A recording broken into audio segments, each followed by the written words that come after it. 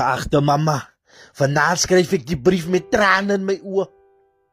Dis maar net jou babyboy Pietie. Jare ek mis jou, want ek het seker my bed gemaak en ek moet slaap op. By jou aanes maak ek ook sit langs die tafel, of net 'n drukkie of 'n soentjie.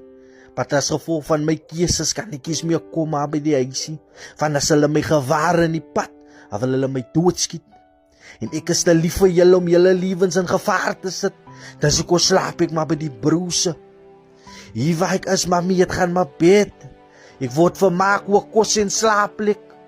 As ek die gun wil vat en uitstaan, ja, men ek hoor ek 'n sakkie benga en ek moet fok of. Soos praat sit ek agter in die Uber.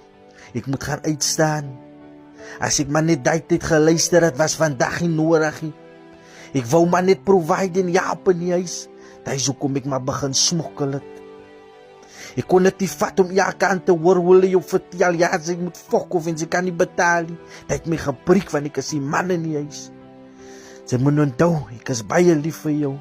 Ek kan nie sê dat ek sal vir altyd die visie, maar die dag as ek my oor toe maak, moet sy weet ek was opreg lief vir jou, van jou lyk die Piet.